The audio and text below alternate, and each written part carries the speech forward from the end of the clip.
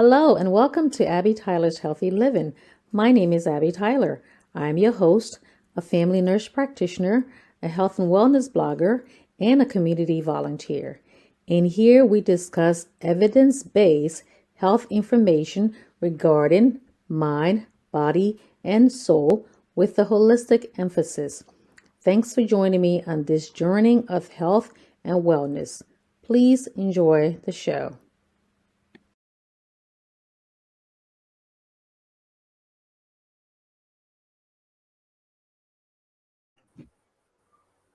Hello, hello, hello, Tellers. Welcome to Abby Tyler's Healthy Living. My name is Abby, your Healthy Living MP. Welcome to our Tuesday show. As you all know, or if you don't know, June is Men's Health Month, and we are doing our last installment of the Men's Health series. I've done three so far. The first one was how to encourage the men in your life to go get their checkups.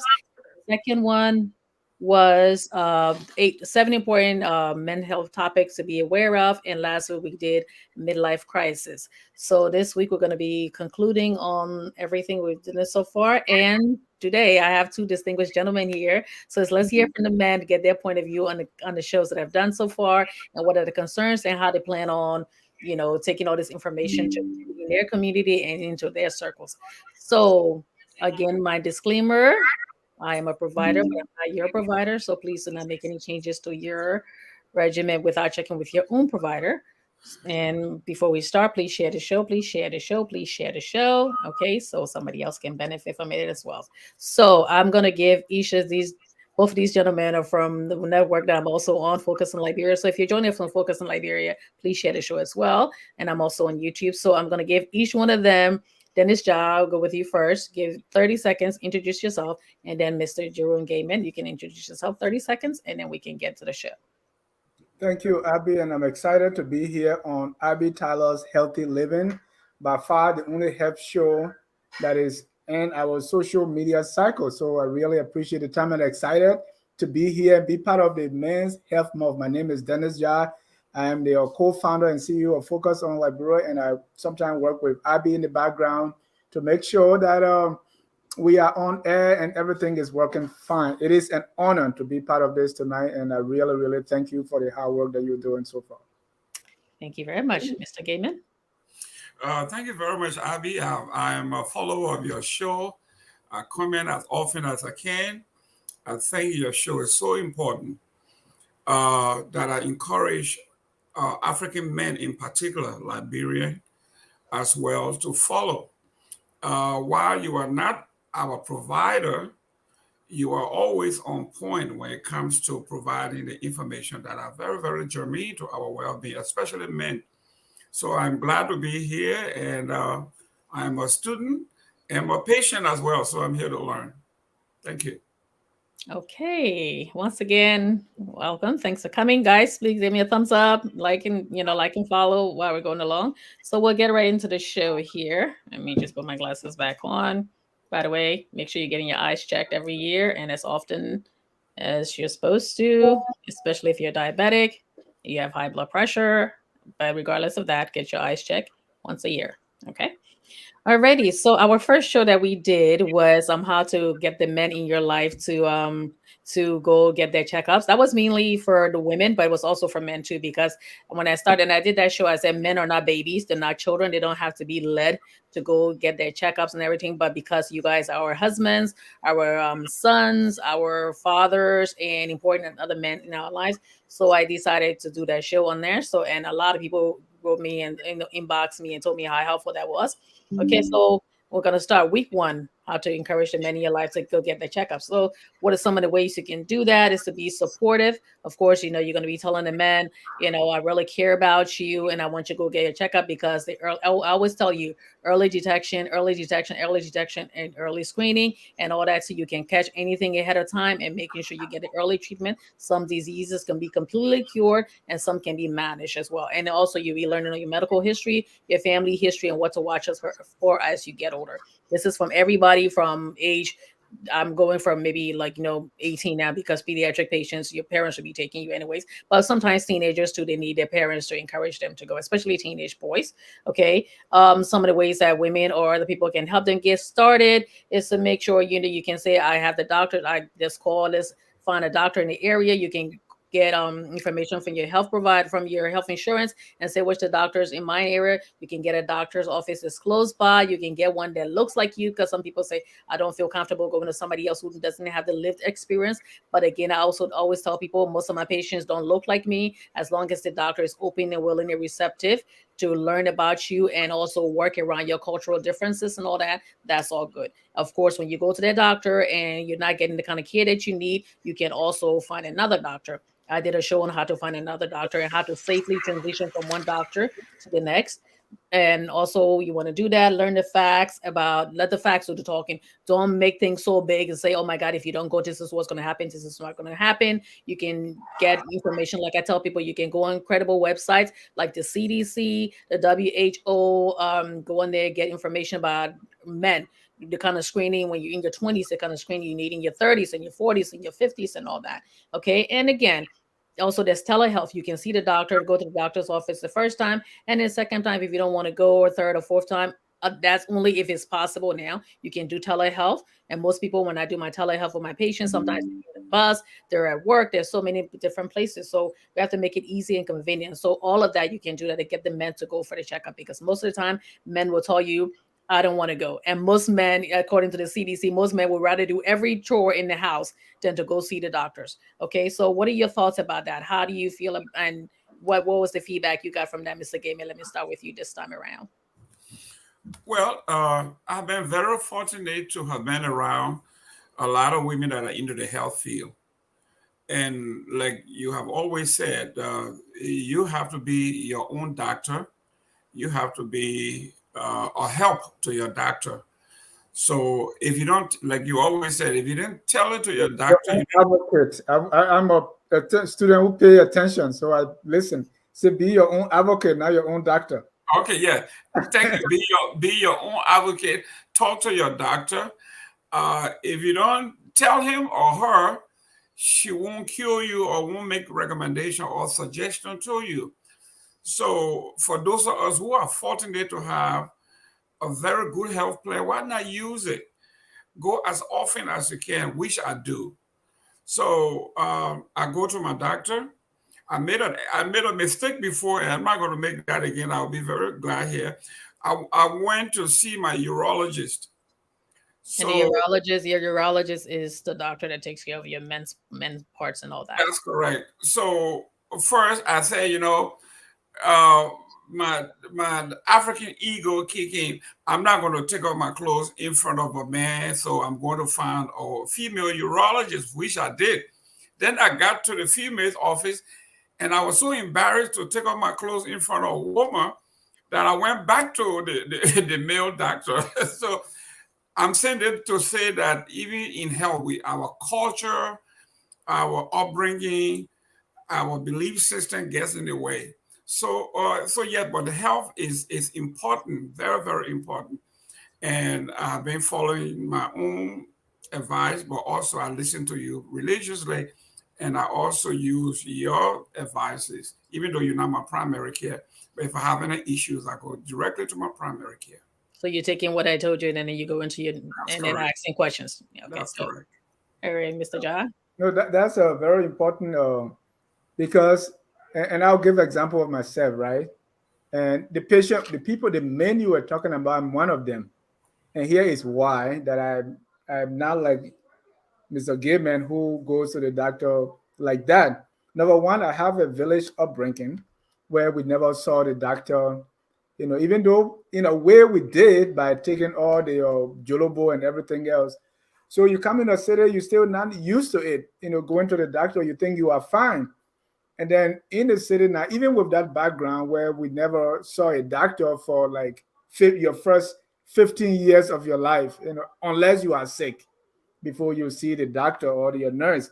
And I had someone in my family who's a nurse, so it's like I really didn't go to JFK or any of those Catholic hospital because my cousin was a nurse and was taking care of us. coming to America now where you are working, you're busy, and then they find it hard to go. And some of us, in a way, some of us, the way we show love is take care of your family, right? So you have the health insurance. So your first priority to make sure your wife, your children, and everybody under you is going. But you yourself, you're finding all the excuses. Now, when you get at work and get so busy, then you feel like, oh, okay, I'm fine. Gonna do it next week. I'm gonna do it next week, and then you don't do it. Another thing is maybe Christian background, put other first, without knowing that by not taking care of yourself, you are actually putting others last because others depend on you. So it's like, okay, as long as my family, my children, they are being checked and everything, that is fine. So, and that's one of the reasons that I came. So others will see my example that I'm one of those who have not been going. And as we will talk later about men's issue, I have an appointment that is still pending. I canceled it for some reason, and I'm now still finding ways to go there. But I'm here, I'm learning, and I think I'm getting better. And with your help and everybody else, I think I'm gonna get better than what I'm doing now. Okay. So that means when your wives or Mr. Gayman, you're married. Am I assuming? Okay, so that means you won't, and your wives are talking to your children, your daughters, when talking to your sons, you're not going to think that they're nagging you, right? Even if you don't think there's anything wrong, you understand the importance of screening, not only just disease control, but screening. You understand that, right? I think you're muted. You're muted. Yeah.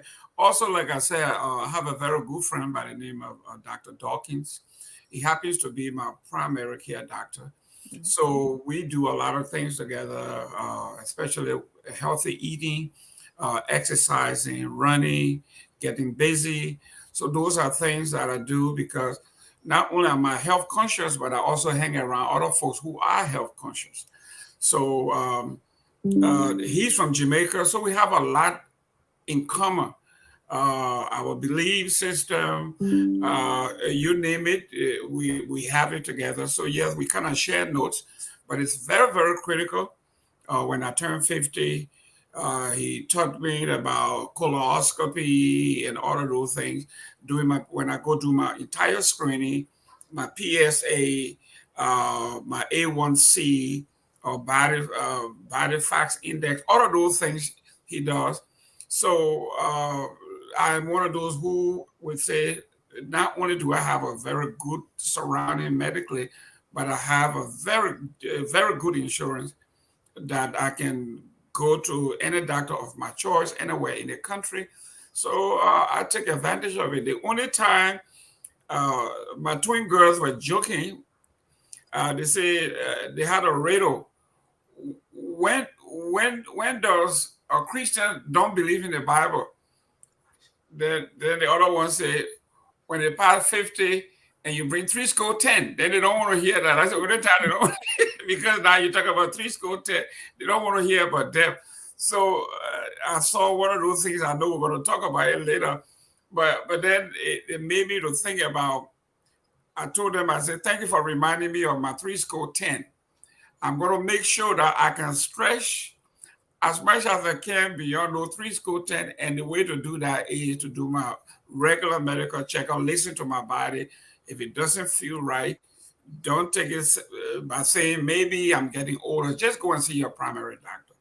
So Yes. I'm doing that regularly. Good. And also, the best time to do it too, you say, okay, I don't have the time and all that. Schedule around your birthday, birthday or anniversary. So that way it's like your new age, new you. Not considered completely new you, but new age, new you. So it's like my birthday, I'm starting my new age new. So I'm gonna go there. And also if you're talking to a friend who from another man to another man, just have like a casual conversation. And also if the women out there too, have a casual conversation with your significant other. Don't make it seem like so regimented. When you're just sitting there talking or you're playing ball or walking in the park or something like that. Just bring it up. And then you bring it up as often as possible. Don't make it sound like, just bring it up as often as possible and just stress the importance and all that. Okay. So did you want to add anything else, Dennis, before we move on to the next topic? No, I mean that is good, and we want to encourage everyone watching the show, please share it and let this be like an example, because those things, if you don't pay attention to them, they pay attention to you. Yes. Yes, yes. Health is wealth. Okay. I would say, you want to take care of your life and your livelihood, because if you're sick, you're not going to be able to, work and take care of your family and all that. Okay, so our second we talked about was the seven common men's health issues to watch out for. Okay, there are many more, but the ones that we talked about. So we talked about beginning your heart disease. Okay, so let me just go with some of the medical thing. 17% men are 17% more likely than women to have cancer. 50% more likely than women to have hearing loss. 50% more likely than women to die of heart disease. 50% less likely than women to seek preventive care. So we just talked about the fact that going to get your regular checkups and also follow up with any kind of specialist if they tell you to. So the seven ones that we talked about, actually I have the eight here, but heart disease. Okay, we talked about making sure, like you were talking about, making sure you know what your cholesterol level is. No, it's most important, know your numbers, know your numbers, know your numbers. So know where your cholesterol level is, know where your A1C, which is, so if you have diabetes, what your number is, what the range is supposed to be, and also if you're pre-diabetic too, that just means you have a higher chance of becoming diabetic and all that. So just pre-diabetic, meaning you have to ask your doctor your direct numbers. So when you go get your screening, they're going to do your blood pressure, they're going to do your A1C, they're going to check for your cholesterol levels, also check for your liver and your kidney numbers and all that. So when you go to your doctor and you get your lab work, making sure to explain every number to you. Don't just say, if they tell you, oh, everything is fine, ask for those numbers. You have to know those specific numbers and say, okay, I see where I am today. Tell me what that means. Am I healthy? Okay, what do I need to do to become healthier? And they will be looking at the numbers from the year before and the year after. And sometimes they may need to repeat the numbers 3 months later or 6 months later. It doesn't mean that we're trying to just get you in to get your copay to make us rich. Trust me. Most people say, oh, you just want to get me in for that. You just want to get me in for that. But if they tell you that we have to repeat those numbers, it's very important that you get them repeated. Okay, cancer, prostate cancer, you talk about your PSA to check your levels with the prostate to check the PSA, but there's also, again, there's like controversial agreements on whether you're supposed to be checking for your prostate level, because as you get older, your PSA level will become elevated, but they have to watch on that too, because if it's extremely elevated, then of course they want to go ahead and send you to the urologist to make sure nothing else is going on there.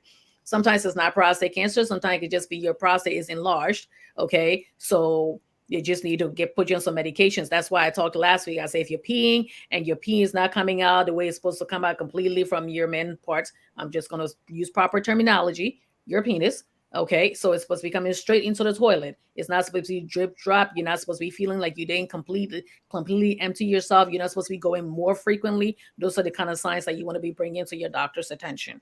Okay, I also talk about erectile dysfunction. We see all the commercials on TV about all the different drugs that are out there that you can use for to help you go, but it's important because there may be something going on with your heart that's causing that, because it could be your circulation that's going on, and you could be having a bad heart. You could also have issues with diabetes that can also affect your ability to perform sexually. All right, talk about sexually transmitted diseases. There's some of them that can be cured with antibiotics, can be cured with antiviral, but there's some that can linger on forever, and you can pass that on to your spouse also. So it's important that every time if you're not in a monogamous relationship, you're supposed to be using barrier protection. And I'm not yet to be any moral police and all that, but it's important that you protect yourself every time you go out there. Okay, low testosterone, that's the hormone that keeps you, agile and virile and everything as a man. But as you get older, that can also decrease in time too. So, but if it's at a point where it's causing you to just not feeling yourself and not being wanting to be, intimate with your partner and all, you can talk to your doctor about that. There are many medications. Of course, we'll do some testing first to make sure nothing else is going on. And depression. Okay, so it's important. I see people talking about depression and mental health. Mental health is so important, especially when it comes to our community, that we sit there and make fun of everything, or we think that because you have some mental health issue. I always tell people there's a whole big umbrella of mental health issues. It's not just, oh, this person quote unquote crazy. All right. So some of the reason men die by suicide 4 times the rate of women. Okay, suicide is real, even in the Black community. I know people like to think it's just, it's their problem, or it's another nation problem. It's really prevalent in our community too, and it's something that we don't talk about all the time. If you're having anxiety, if you're having PTSD, if you're having depression, it's very important that you reach out and speak to somebody, a trained person. Don't just say you're going to be talking that Yes, you can pray about it, but you want to also talk to somebody who's trained to help you with that.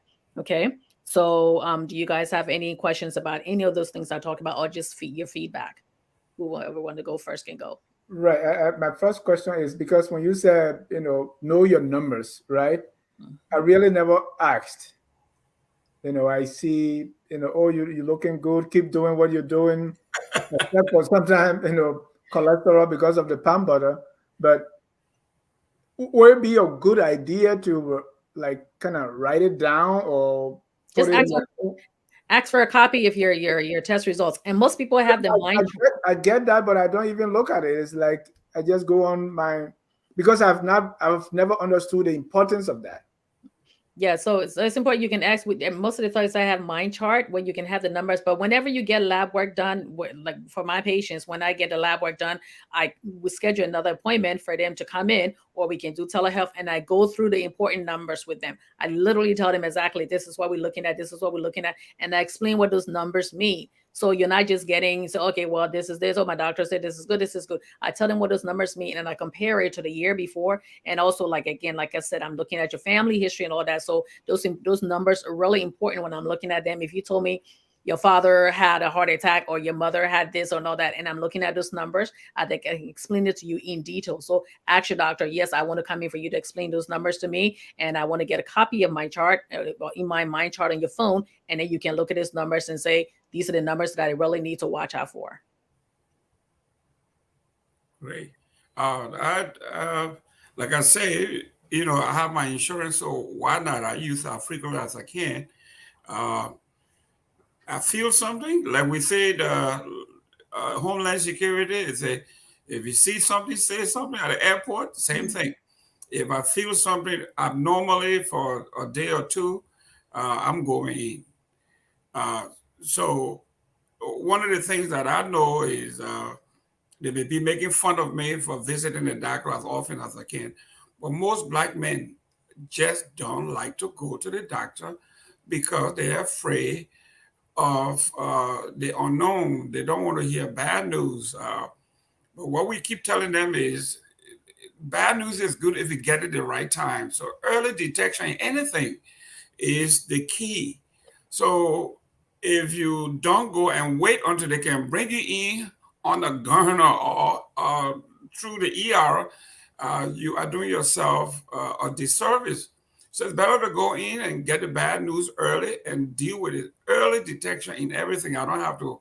I'm preaching to the choir here, but maybe you can expand on the early detection. So our men can understand that going to the doctor is not a death sentence. Whatever it is, early detection is the key.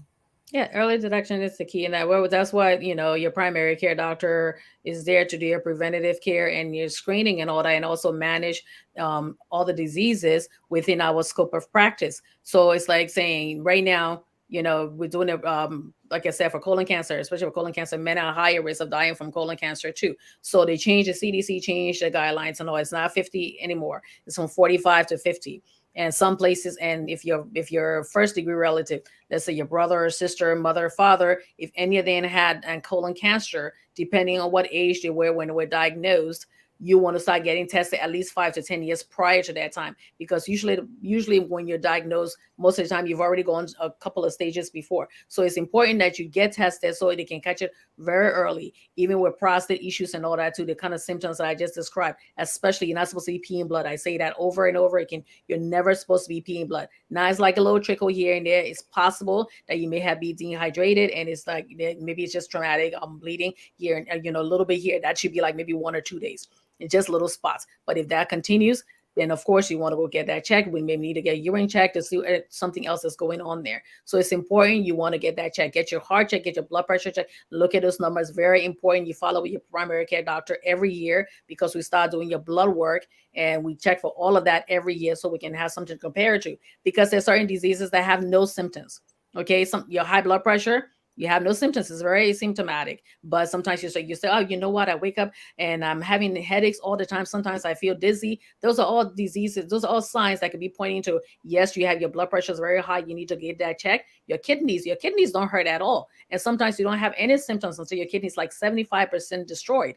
Okay. So it's important that you go in there. We checking on that. So it's, and eating. We're looking at your weight. We don't do the body mass index. It's not something that diagnostic tool that we just pay all the attention to, because that comes along with a lot of biases and all that. But we add that into it.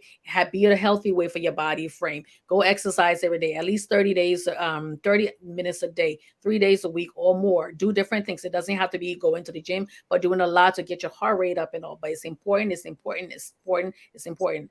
Okay, so I think we talked about that. What about depression? I wanted to go into talked about depression too. How you guys maintaining your mental health and all? Right. And before we come to that, I had a question. When we're talking about a checkup, I'm thinking about someone in Monrovia or Banga, right? That don't have the same opportunities we have here to go to have a primary doctor.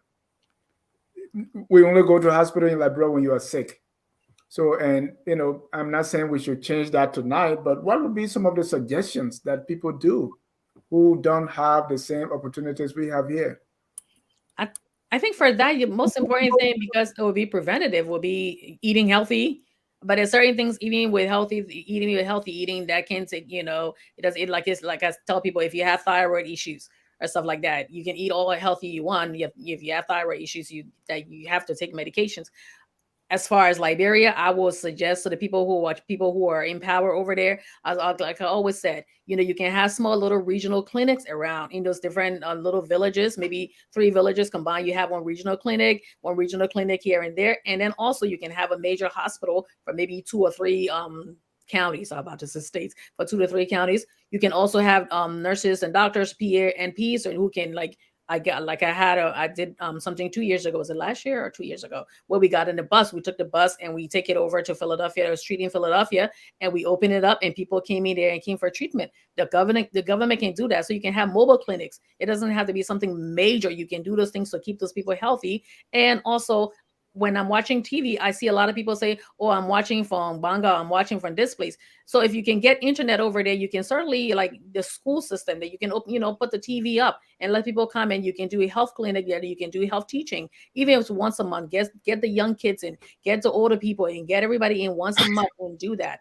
So those things, preventative care, and then like mobile clinics, or like I said, little clinics around the place there, and teach people. And the government really needs to invest in that. Okay, because you don't want to, when you go to the hospital, if you can't use the ER for preventative care, and by the time, if you have all those things, by the time you get to the hospital, you're too sick. And then people say, okay, well, this hospital doesn't do that much. Well, you're so far gone that when you get to the hospital, there's not much more they can do. And if the hospital is ill equipped, there's not much more they can do. So the government also has to invest in like really modern hospitals, that meet international standards too. Okay, so that would be my thing. But most important, eat healthy and run around. And back when we walking everywhere. When I was there, we walked everywhere. Those who didn't go far away, you drove to school, or like rode the bus to school. But we played all day outside. We ate fresh food and all that. So some of the things that can make you healthy when you live in places where the hospitals are not, readily available. Okay, real quick. One of the questions that I usually get when I go see my doctor, any primary doctor, is they need your family history. Have your mother done this? Has your father done that? You got a family history of this? Well, those of us who were born in the village, I, I don't know if my father ever had prostate, my mother ever had breast cancer, whether she ever had lump in her breast. We had no clue. So for some of us, this is ground zero. Whatever else is affecting us, we are now guessing. How do we deal with such a question when you go in and say, do you have a family history? They list all these things. Have your father ever had, your mother, your brother have? We don't have these things maybe in Liberia. Forget about the interior. We don't have that kind of checkup in the cities. Very few people, maybe those who can afford it, maybe. So how do you deal with something like that will not cause a disruption in your service? Because some people are going into your health service, they don't know how to treat you because they are going in blind. They have no family history at all. Right. And before Abby says something, that's why it is important for us, so that it starts with us. So if we have documented history now, we are passing something along for our children to Yes. build on. So it's very important that the buck stop here. And so we can do whatever we can. So we have, I have my chart, on my phone, so that now everything my daughter, my son, my children will be able to kind of have a history that they can present, so that they won't go through what I went through, because just like you, Mr. Gayman, I have no idea what my parents had. And it's important, and that's why if you come in and you don't know your family history and all that, usually even if you were adopted too, we write that we're starting with a clean slate. The patient does not have family medical history, so we don't we know we're just whatever we're working with you, just you. We're just basing it on your family. We'll document that you don't have family history, but we're working just you. Okay, and it's important. That's why I tell people to you will go to these family reunions, we go to Christmas dinner, we go to all those different. It's important, and I understand people don't want to tell their business, okay, because the lack, the ignorance that runs in the community, not willful ignorance. Some of it is willful ignorance because it's like, okay, yeah, and yeah, people saying this, and I'm just gonna do this. I'm not gonna pay attention to that. But it's important that okay, yeah, until Sarah was sick that time. What was she sick from? Okay, they don't have to be. And plus, you don't really have to go into details to tell your business of that. And you have your son. Okay, yeah, I was having some prostate issue. I talked to my doctor. The doctor put me on this medication and all. So he would know what to look for when his time comes. Okay, or he's not freaking out because something's going on. He's like, oh my God, I'm dying because of this. No, it may be something that can easily be managed. And if it's something, God forbid, it's like cancer. If it's caught early, he knows the signs to watch for it and all that. So during the time that you with family and friends, ask questions, general questions, and don't you can pretty much feel for who will give you the information that you need. Okay, so just ask question. What did mommy die from? This person who died suddenly, did they ever find out what they died from? Now, of course, you won't know what it is, because if the person died back home and there was no autopsy and all that, you wouldn't know that. But just tell the doctor, I don't know what I'm dealing with, but I know my father had a sudden death, or my mother used to complain of headache all the time, or this person was always in the hospital because they said they had low blood, and this person, were breathing heavy, then they went to the hospital and something happened. So we can pretty much kind of deduce some information, but most of the time, if that's the case, we're just working with a clean slate. Because also parents divorced when they were younger, and they grew up with only one side of the family. So you don't know what your mother's side had or your father's side had if you only grew up with one side of the family. So that's important that you talk to your family members and get that. And like Dennis said, it's important now that you know your history. You start, you're getting a history. Make sure that you develop that so you can pass it on to your children, and also to your brothers if you had prostate issues, or anything else, heart attack and all of that. Because whatever you have genetic makeup doesn't necessarily mean that you're going to get everything the other person got, but you share the same genetic makeup and all that. So some diseases run by in your genes. Your diabetes, heart attacks, strokes, and all that, those are all things that run in your genetic makeup. So it's really important that you're aware that if your brother had this, to be aware that your mother had this, to be aware of that. And some things can pass from father to daughters too. So it's important that you can do that, because a paternal grandmother may have had breast cancer, and that daughter could have breast cancer. It's not necessarily just from the mother's side. Okay. And Abby, I just want to stress here, my wife is making a general statement here. It's not about me. The most men procrastinate when it comes to that. I'm going to see only when it's serious. That is, why, like I said, it's that most men would rather do every chore in the house than to go to the doctor. It's like, even me, it's like, if most of us, when they're healthy, we tell our own family that. And even us, we're in the health field too, but like, yeah, for us, like it's different because we kind of know what to look for and all that too. But it's like, but most men, it's like, yeah, I'm fine, I don't want to do that. And they just see that as a sign of weakness too. Some men do see that as a sign of weakness. Why do I need to go to the doctor to go find this out and all that? I'm fine, I'm fine. But like I said, some diseases have no symptoms. Sometimes a heart attack, the first sign of a heart attack is a heart attack, and sometimes the first sign of a stroke is a stroke. So it's important that you get that check. Know your numbers, know your numbers, know your numbers. Okay, so I think I don't know if I can look at some of the questions there, and then we can continue to the third week. Do you guys have anything else to add, or? We're talking about mental health in this week, right? And that is very important. Anytime I look back, in Liberia and what happened, I think the issue of mental health is very, very rampant. This is very prevalent among us.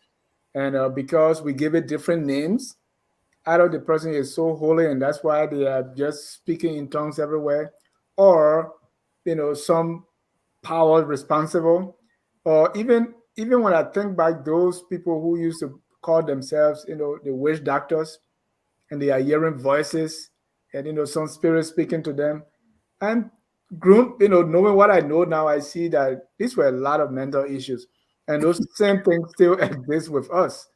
And so it's very important that we pay attention to mental health, and it comes in all forms. Yes. Some may be severe and some may not, and so because we always like to, as you said earlier, bucket everything into crazy, but some of them are not crazy. Yeah, there are different diagnoses that fall under mental health. Like it could be, and sometimes in mental health, if you have, let's say you have anxiety, it could just be periodic. It could be as a result of something traumatic that you probably witnessed or you probably went through, and you just need. Sometimes you need therapy and a little bit of medication to just kind of help you along until you don't need it anymore. Sometimes you do have an anxiety disorder, and sometimes you may need to be on medication for a much longer period of time. So it's not something that, oh yeah, because if your knee's hurting, once you don't you want to get help to get your knee fixed better, Yeah. if your heart's hurting, if all of that, that's the same thing. You meant this part of your body. Okay, so some of the way to beat this stigma around mental health, okay, you can regularly talk about it. You talk about emotion, both pleasant and unpleasant, with the people you care about. Offering support or space to listen if someone you care about is going through something difficult, and sharing stories about your mental health and all that. So the more we normalize our feelings, people would say, okay, yeah, it's just something to talk about. It says, okay, you have this problem and we'll take care of it. But it's important also, like I talked about last week, when somebody confides in you, okay, especially when it comes to mental health issues, but overall health, and somebody confides in you, they tell you about what they're going through, to talk about the medication that they're taking. If you that person have a falling out, I beg you, I beg you, I beg you, I cannot say this anymore. Please do not open your mouth on social media and start telling people's business. Okay, because like I said, if somebody's getting being the issue is being treated with medication or therapy, and you put that on Facebook or you put on social media, that person could stop going to therapy. That person could stop taking the medication. And again, that can lead to everything up to including suicide. All right, because that person's like, oh my God, people are going to look at me differently. If I say anything, they're going to think I'm this. You have lawyers, you have doctors, you have presidents, you have all those regular people and people who are in high positions and all that too, including people who are in the mental health field. They also take medications. Okay, we're healthcare people. We're not exempt from anything we talk about. So don't think this person who's sitting from you who looks so wholesome and this and that, they don't have something medical going on, or they don't have something mental going on. It's been managed well. You can take your medicine and live a good, functional life and all that. But please, if somebody confides in you of their medical history, please, if you have a falling out, in as much as you want to defeat that person or destroy them, and if they may have done something to you, please keep it a secret. Okay, because sometimes if you do that and something happens to that person, depending on which state you're in, they can come after you for that. Okay, and for those of you who know better, please do better. Okay, don't just sit there and smile when you know something is wrong. All right, we all have our friends. We all want to have, like colleagues and cliques and all that too. But this is very important. This goes against political lines, party lines, racial lines. Somebody confides in you deeply, please keep it a secret. Or please keep it in confidence. Okay. So, anything else you guys want to add before we go to the next one? I think we'll talk about diabetes. Again, know your numbers. Diabetes, know your numbers. If they tell you pre-diabetic, eating healthy, don't eat heavy food. I know we talk about Liberian food, cholesterol stuff. People sometimes think I talk against Liberian food. I do not, because we eat a lot of starch. The same way with people who eat heavy rice or mashed potatoes or pasta and all that. If you're going to eat that, eat a little bit. They say eat your breakfast as a king and then your dinner as a pauper. So eat your heaviest food in the morning and then start eating lighter food at later on, because when you eat heavy at night, late at night, you go to bed, your body doesn't have any time to burn that off. All of that can lead to high cholesterol, your diabetic numbers, and all. Especially if you already have diabetes in your family, you have a higher chance of getting that. So diabetes can lead to eye disease, blindness, can lead when you start getting infection in your feet. That can also cause all those amputations and all. It also affects your kidneys. It affects your overall well-being. And for men, erectile dysfunction. It's like you can tell a man you're gonna have a stroke if you don't watch your diabetic numbers. But if you tell the erectile dysfunction, bing, bing, bing, they listen. So Now, mental health, real quick, we're going to come back to that. But I know when when we were growing up, there was a permanent family in Buchanan, and a lot of the families, I did they had. Now we know they were suffering from mental health, but we just say they crack it. Okay. Oh, this family got a lot of cracky people in it, to the point where, like you said, the people began to be very isolated. They didn't want to come around because every time they open their mouth and say something that don't make sense, they, oh, don't listen to Dennis, he crack it. everybody, like you said, we lump them into one group, right? If the person talking to themselves, the person is cracking. If the person is trying to say something that don't make sense to you, the person is cracking. So everybody, you as a professional caregiver, what do you see culturally that inhibit a lot of the stuff that we're doing that actually causing us the problem from the African perspective? Because this is culture now. Culturally, some men, like I just told you, we wouldn't feel comfortable going to a female and say, take off your clothes. We have not reached that level to say, yeah, let's do it, unless you really have to. What can we do to help the cultural breakdown here? It is serious, a very strong part of mental and physical health. I think, I mean, if you, like you said, you can Google your doctors, okay, or your providers. Many times I have patients who came in and said, "Oh yeah, I Google you, and I knew you were this color, or I knew you were a female, I knew you were that." So it's like, oh, okay, so you can go on, like I said, you have your insurance card. Look in the back of it; it got providers in the area and all that too, and you can check. You can say, "Okay, I'm looking for a male doctor because I would feel more comfortable." Because there's some people who they're religious also say that you can't go to another family doctor, you can't go to somebody and then tell you to take your clothes off if that person is of the opposite sex. So they will look for a female doctor, or a male will look for a male doctor and all. So and there's nothing wrong with that. So you can Google your doctor and check it out and say, okay, I feel comfortable doing this. Don't let that being shy inhibit you. And most of the times when you go for your primary care and all that, we don't take people's clothes off completely. Before they used to say, take your clothes off and put this robe on. And we don't do that anymore. Unless if you go into maybe the GY and the gynecologist, and then we have to take everything off because of the kind of examination that we do. Okay. So but most of the time we just keep your clothes on, and it would tell you. I usually tell my patients, okay, I'm going to do your examination now, and then when I'm done, I'll say the parts of your body that I don't see. Do you have any bruises? Do you have any discoloration? Do you have anything there, any rash that you want me to look at? And then if and then I say, okay, can I take a look at it? I usually would bring like them, if you feel uncomfortable and you go, when you went there with somebody else, do you want this person in the room with you so you feel comfortable? Or I bring in a medical assistant and somebody is there, so I'm not doing anything to you that you can go back and say, oh my God, she touched me wrong, or she did this, she did that. Because most of the time, if you come in and you're talking about, let's say there's something, you got a rash in your private area, and I want to take a look at it, some people are like, oh, really, you want to take a look at it? Yes, because in order for me to diagnose it, I have to be able to look at it to see what's going on there. And if I have to refer you to other doctors too, I need to see what's going on there. So you can Google your doctor and say, yeah, okay, yeah, I want a male doctor because I want to be comfortable doing that. Like when my kids were younger, they had a male doctor first, and then later on, when that doctor went out of practice, they had a family doctor. They had a group that had like 5 ladies. It wasn't going to bother me if there was a male doctor there, but and of course with pediatric patients, the parents are always there too. So you can do anything that's going to make you feel comfortable, but as long do whatever it is to make you feel comfortable. So if the right doctor, the right color, the right lived experience, and all that, and then go to that person, because the most important thing is getting the help that you need. Okay, so don't let those little barriers get in the way. Make sure you get the help you need, because the longer you wait, again, like I said, early detection is key.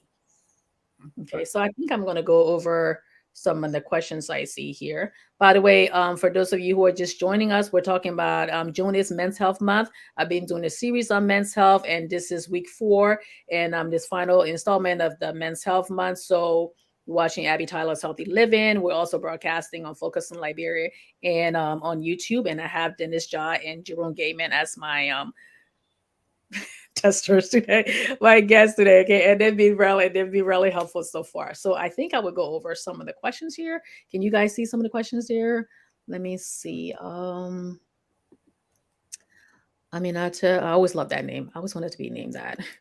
Aminata Jaliba said, excellent presentation. Anthony Gay said, this is the platform I want to be on. Okay, well, Anthony, someday, if you have any, questions on any topic you want to talk about, hit me up and I can get you on the show. All right. Anything else? Oh, okay.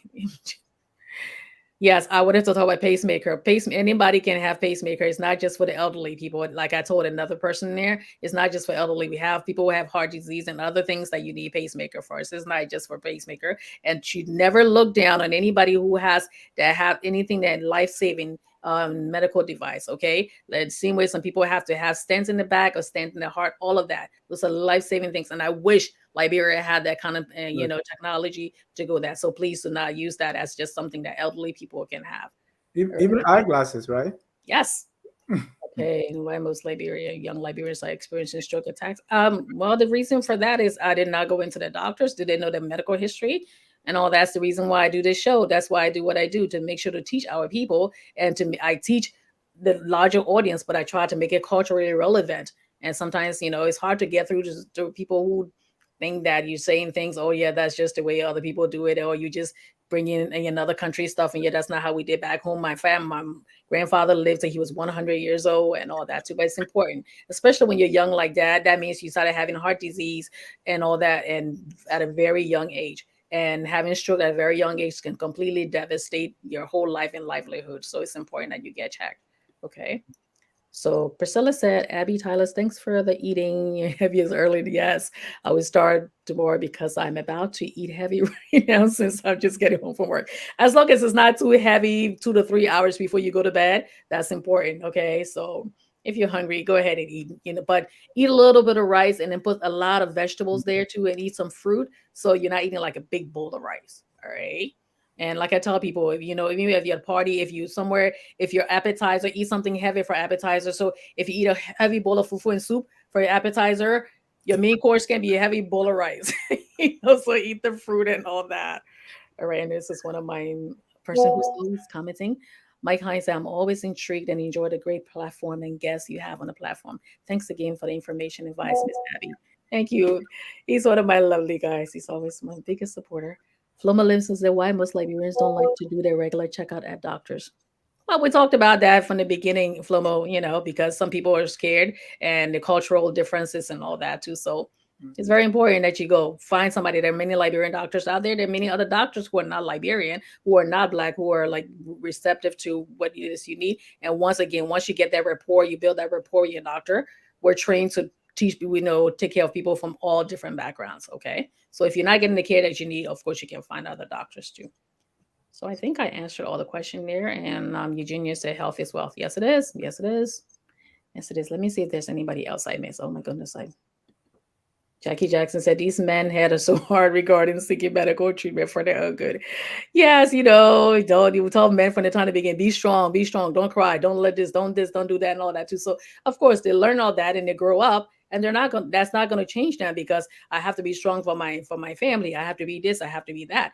So they learn that from very beginning that that's a sign of weakness when you admit that you're sick. So it's important. Okay. I think I did. I did share the show. I did share the show. Okay, so please share the show. Alrighty, and then you said great job. Alrighty, so I think we got all the questions. I'll get back to the comments later on. Let me just do one more, and then I will do that. So Priscilla said, and don't act like me to go by only name. Verify the gender and find a picture too if you want a specific gender, because I went by only one name. She was a doctor, got there, and the doctor was a male. I expressed my disappointment. Oh, I'm sorry to hear that. And I thought the name was a female doctor. He asked me why I went to the female doctor. I told him nothing. I was just being sexist. He laughed and I stayed with him for yes, yes. Trust me, I get that sometimes too. When people come in and they're like, oh, okay. That's you. I'm like, that's me. So people Google me too. I don't have my picture on social media as some people some providers have their stuff there, but people Google me all the time. I have all these people looking for me on LinkedIn. So I'm assuming some of them are patients, I hope, and not people just searching me out. But yeah, so basically that was our week 2. Do you guys have anything else to add before we go to week 3? Let's Yes. do week 3. One minute. The gentleman asked why most men, or Liberian men in particular, don't like to get a checkup. Uh, some of the reasons that I know, because I know folks have said it to me, when you go to your primary doctor, it's like $20, and then your primary doctor sends you to a specialist, and that is $100 copay. Depending on Most, yes, $80 or $100 copay. Most people that they just don't have an extra $100 to pay copay, and so they just stay home.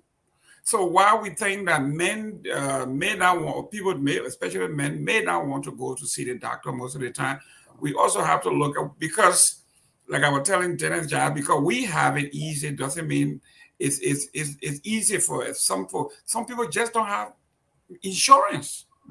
And if you don't have insurance, you have to pay out of pocket. And you know, Tyler, how expensive it is to go. And then even if you have insurance and you want to see a specialist, it's $80 to $100 copay, depending on what part of the country you are. In fact, some other areas even higher for a specialist. So you see how important it is then to stay healthy. So that way, when you go see your primary care doctor, if you're because we manage a lot of diseases. Your primary care doctor is not just somebody who's just doing inventory. We manage all the diseases and all that. But there are times when you absolutely we have to refer you to another specialist. We try as much as possible, to not to have to refer you, but by law we have to refer you. Let's say if you came to me and you were complaining of dizziness, we took care of that, but the dizziness continues, or you had something else that's going on in your prostate, and I did your blood work and the numbers are significantly abnormal. That's outside of my scope of practice. And in as much as you don't have the money to go see those specialists and all that too, we'll tell you it's important that you go. Now, that specialist will also understand that yes, things may be a little hard, so you want to, of course, find they'll find ways to make things like that generic drugs. With there are other clinics that you can go to. There's so many other resources out there that you can go through that you can get the help that you need. Okay, but it's very important that if you stay healthy, you won't have to go to all those specialists and all that. But sometimes you absolutely have to. Okay, so we're gonna speed it up here, and it's exciting conversation. Thanks, gentlemen. So the last one we talked about is tips on dealing with midlife crisis, and we said midlife crisis is not a technical and medical psychological definition, but it could become one based on your symptoms and all that. Okay, so when you get it usually happens between like age 40 to 60. Sometimes it's a little longer. You see like some of these rich stars. I think who's that, Robert De Niro? Somebody just had the 29-year-old girlfriend. He's like 80 something, and his 29-year-old girlfriend just had a baby. So of course. Alrighty. So men get to that age and the feeling of dissatisfaction with their career, their marriage, or their health, thinking about the fact that they haven't achieved certain things in their life. And because of that, restlessness about the changes in appearance, they start changing their hair. Their hair was like nice and fine before. The next thing you know, they're braiding their hair, they got dreadlocks, they got this, and they weren't wearing this certain kind of clothing. They start doing that and all of that and start experiencing. And sometimes when it gets to the point where they start feeling really depressed and not really wanting to go out because they don't like the way they look and all that, and start engaging in dangerous activities, that's when that's when that person could also be needing to go to see a specialist or talking to a primary care doctor and discuss all of that. Okay, sometimes they go leads to affairs because they don't want to be with the wife anymore. They're 50 years old, their wife is about 45, 46. No, they don't want that. Like that joke, the 50-year-old man always want two 25-year-old women. So and all of that. So and then it could also be when they get so depressed, it could also be an underlying mental issues so that need to be addressed. So it's important. So how are you guys? Most of you guys are, both of you are over age 40. So how are you dealing, or what kind of examples have you seen so far with somebody with midlife crisis, and how are you dealing with in a more healthy manner? Well, for me, uh, my twin girls are in the 12th grade. They're about to leave. And we're approaching the next life called empty nest. We Empty nest syndrome is a serious stuff. When you are not there, you take it for fun. But when you are busy and accustomed to be around a lot of folks, and all of a sudden it's just you, it gives you some serious time to think about the next life. So it's a serious part of life, that transition to go from being around everybody to being around nobody. Seriously. Yes, I'm going to be empty nester too. My daughter's out, and my son, he's basically doing his own thing. And because at that age, they spend more time by themselves and all that. So, what are you doing to keep yourself not falling into that midlife crisis because of that? Well, getting busy serving on different boards. In fact, last week I signed up to do substitute teaching. So that's another way of being busy. Okay, and try not to fall into any kind of temptation, right? That's correct. Not no drugs, no alcohol, no none of those kinds of stuff. Being busy is being around student all year round. I think is a great way to stay busy and productive and young. Mm. And Mr. Dennis? In the first place, I don't know why they call it crisis. Because I think some of it is not crisis, or maybe we can define it as such. After living for some time in that thing, uh, at some point, people want to change, right? Like it happened to me. You know, certain time, people see you as this one person, and certain time came, I said, I just want a change, right? And when I heard the topic, I said, oh, maybe this is what was happening, and I didn't know it, right? Like all through my life, now you see the hair I carry. So everyone who knew me for the past, and Ben Junior said he thought I was 25. How can I, when I met you 25 years ago on the camp, right? So it's like, okay, people know Dennis Jar to be the guy with the low haircut and everything else. And at certain point, I said, hey, you know what? I want to change. Maybe it's crisis, maybe it's non-crisis. I don't know. I don't know how you refer to that. I say, I'm going to be different. You know, I don't want people to define me to say, okay, we expect him. And I started thinking about, volatility or just be unpredictable is something that all men should do. So how do I look if I just change my entire look? I mean, not to go to the extreme, because I see now, Mr. Gayman is now he's carrying his beard again, right? He got rid of the beard. So how does change? How does it different from crisis, or is it crisis? Like Yeah, in like my I said, when I did last week, it can be a misnomer. Crisis can be a misnomer too, because meaning that it could be, something that's not aptly named. Because mainly when it gets to the point where it becomes a problem. But right, healthy changing, wanting to change your hair, wanting to learn a new hobby, spending more time with, sometimes people say, I just want to hang out with some young people, so I'm learning some new things, and I'm traveling and doing healthy stuff like that. That's of course, those are healthy things. Sometimes okay, I want to change my hair. I've been having this same hairstyle forever. If some men, if you have hair, some people will say, okay, I want to get a toupee. I want to do that. All of that is healthy if you're doing all of these things for the right reason, and you're taking care of whatever issues that you're dealing with inside also. So it's what is important, and also if your spouse is understanding of that.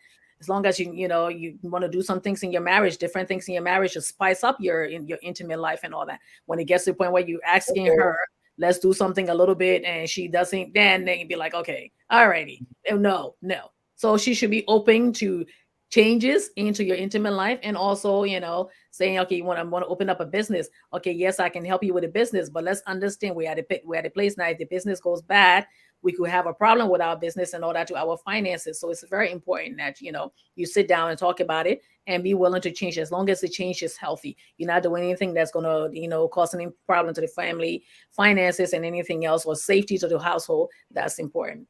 So, but it's been like, it's 8 o'clock now. It's 8, oh my God, we've been on for been no, on no, for a while.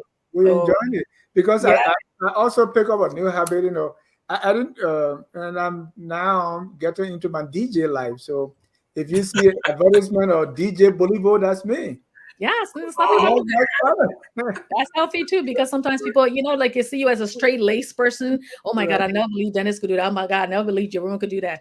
No, there's nothing wrong with that. You get older, you mature. Even on Facebook, some of us used to go arguing for days at a time, and now it's like, oh no, yeah, okay, you're right. Or just I just jokingly like disengage. So as long as it's healthy change, and you should always be willing and open to healthy change and doing something different, learning different things, because that also keeps you young, because it's engaging your brain. They tell you have all your passwords and everything. Don't write it down somewhere. Let your brain do it. I tried doing that. That's not a good idea because I had too many different passwords. So I keep some of it. I keep it somewhere. Okay. So, but all that keeps you engaged. And also when you're working in the public too, most of us, like they say, your work will have you being best friends with somebody who's half your age. I know these young kids, and we hang out. I know the different music and different things that helps you. It helps you stay young. When it becomes unhealthy, like I said, affecting the family's height and life, your Mhm. own health, Don't go get no sexy sports car when you know your hips are hurting Mhm. and you can barely get out of that car because you want to show off to the young girl who just moved across the street or to people who you work with, or start riding motorbike when you know you got other issues going on and all that. So those are things that may affect your health. Right. Okay. You go on a roller coaster and then your heart can take it. Yeah, you sit there, you be like, okay, you didn't do it when you were younger, but as long as you're open to change, learning new things, learning to play the piano, guitar, DJ, any of those things that make you feel good. Okay, and you talk to your spouse. It's important that the line of communication. So the bottom line in all of this is communication, communication, communication. Okay, talk to your spouse, talk to your children. Always have that line of open communication. Talk about your health, talk about your mental issues, talk about your medical issues. It is important. Men, we love you guys. We love you. We love you. We love you. You are our brothers. You are our cousins. You are our husbands. You are our fathers. We love you. Want you to be healthy and be around forever. So before we go, I just want to get your last statement from the both of you, and then I'll let you guys go so you can. I know you have another show coming up. Right. And Flomo is saying, Mr. Jada, DJ too. No, I'm not ready yet. I'm still in training. So I'm only playing from from my household yet. So My within the husband's a next, DJ. He just picked up that habit too a couple of years ago, and he's great. Whenever I go to a party, he's my DJ, and I get all the music I like. So yeah. So within the next 3 months, now hit me up. I'll be there. But Abby, thank you for this opportunity to share on this show, and actually share our own experiences, give some thoughts, and also encourage our peers and those in our lives and other men to say, "Hey, have this thing is serious." We know we all came from this background where we never saw a doctor until we turned maybe 30. We never had a primary doctor, but it is never too late to learn and make some changes, because our what we do here is very important, especially to the generation that is right behind us. Is like there was a group I used to talk to, because my sister was selling insurance, and they said they're never going to take insurance. They said, Dennis, will not take any insurance. When we die, you will bury us. If not, we will be stink until you bury us. So that is one way we add very bad to the people who love us, if we don't take care of ourselves, or if we don't have life insurance to take care of us when we die, or pay for the house when we no longer can afford to pay for it, right? So our health, we should pay attention, be cognizant, always watch Abby Tyler's Healthy Living, so you can live healthy. And since then, I've been watching it, and my life has never been the same. I'm trying to get there, and one day we're going to get there. Thanks again, Abby, and thanks, Jerome, for joining. Thanks to our viewers. yes, Jerome is like, anything you want to add, we'll just finish up real quick and then we can say goodbye. Yeah, thank you very much. And, I want to appeal to our Liberian population. We have a lot of nurses, CNAs, doctors. They should be on here banging on your door to be guests. We got doctors in all areas. We got nurses. We got CNAs. We got unit health provider. We got them. I am suggesting to you, wherever you are, Tyler's number is here. Call. Come on. Even you are a midwife or you from Liberia and you did it the traditional way, there is a space for that. Tyler can work with you. So, Tyler, thank you very much for allowing us to be on your show. I'm learning and I'm available anytime. And thank you, Dennis John, for making this platform available.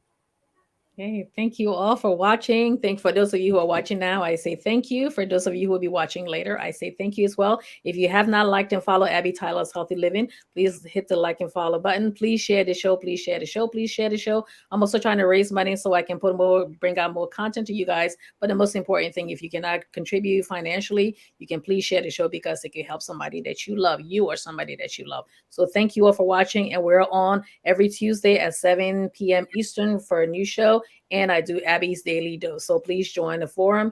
That way you don't miss anything exciting and very informative. So thank you all for watching. Thank you, my guests. Love you all. Stay safe and stay healthy. Good night. Thank you.